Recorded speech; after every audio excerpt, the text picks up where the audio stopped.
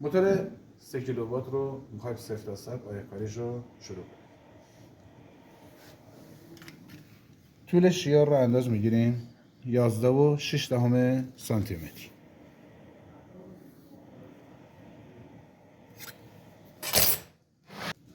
یازده و 6 دهم سانتی متر. از لبه هر شیار ما 4 میلیمتر میخوایم لبه بدیم، لباشو برگردونیم، فقط واسه اینکه عایق حرکت نکنه. موقع اجازه دانستیم عایق حرکت نکنه از طریق خودش، به خاطر لبا رو برمیگردونیم. پس در نتیجه 1 و 6 دهم سانتی متر به طول شیار اضافه میکنه. 13 ممیز 2 دهم در نظر میگیریم.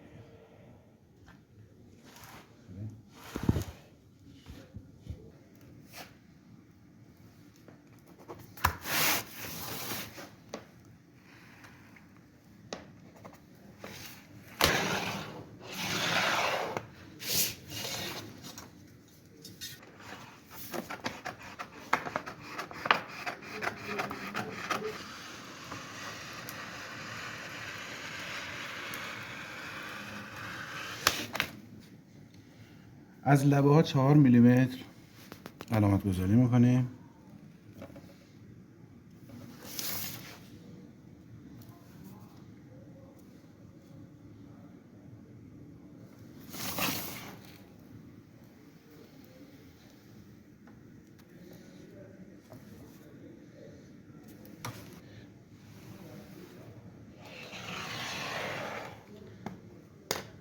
محل رو یک بار با خودکار خط کشی میکنیم و با کاتر یه شیار خیلی نازک، فقط واسه اینکه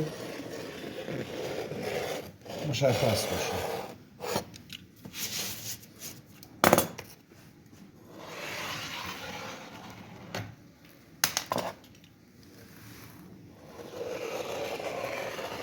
خطی که میندازیم عمیق نباشه که عایق بشکنه. از همون جایی که خط کشی کردیم و با کاتر علامت زدیم تا میکنیم.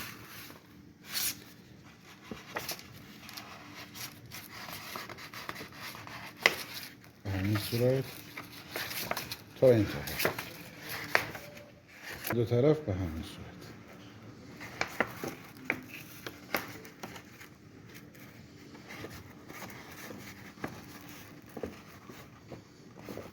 لبا رو که برگردوندی به همین صورت هر دو طرف با فیبر قشنگ پرسش میکنیم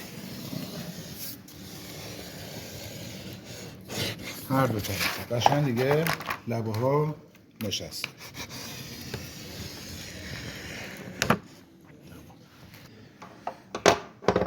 عرض شیار 3 و 2 دهم رو برای کاتر یا همون گیوتین خودمون در نظر میگیریم. هولدرش اینم از هولدرش که سفتش کنیم ازش حرکت نکنه.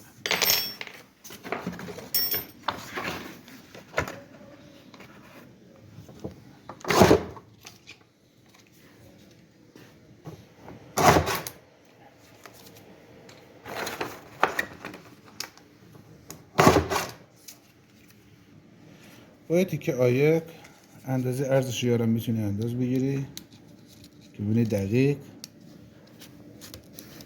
اندازهش رو به دست میاری.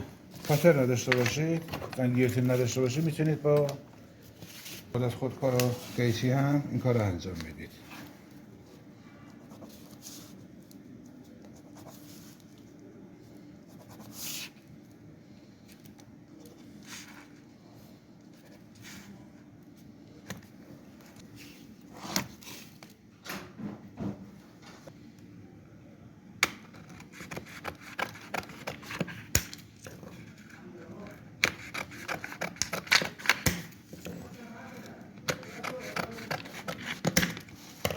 عایق‌هایی که بریدیم لبه ها به همین صورت قشنگ پرس شده، آماده داخل شیار جا میزنه.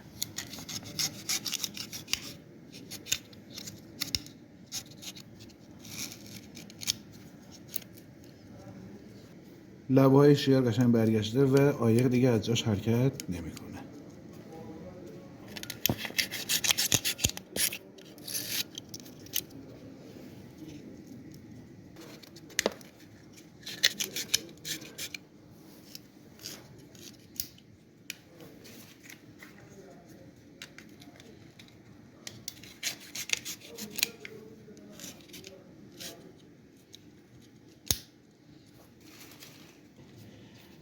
13.2 که عایق رو بریدیم، از یک وسیله به نام عایق برگردون هم میتونید استفاده کنید. منتها تفاوتش در اینه که دونه‌ای باید این کار انجام بشه.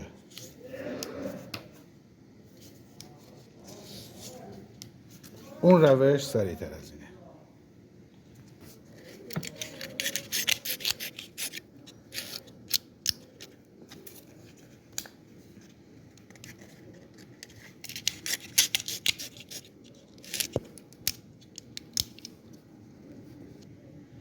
و این هم انتهای کار.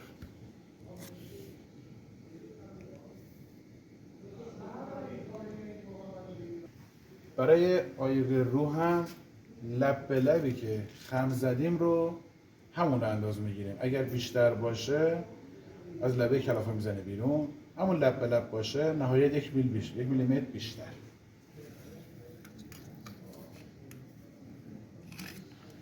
دقیقاً 12 سانت و 6 میلیمتر. همین رو یه نمونه.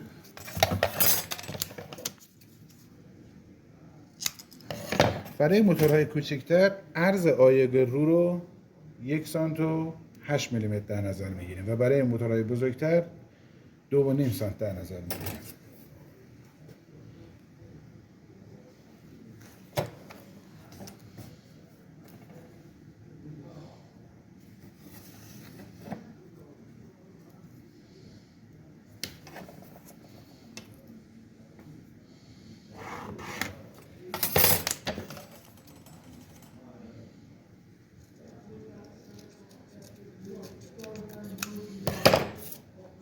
نیازی نیست شما این رو از این طرف تا کنی و داخل شیار جا بزنی.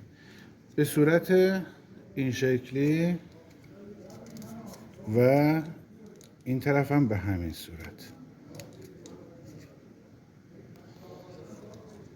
به این شکل که داخل شیار جا بره. در این صورت دیگه نیاز به کوبیدن هم نیست.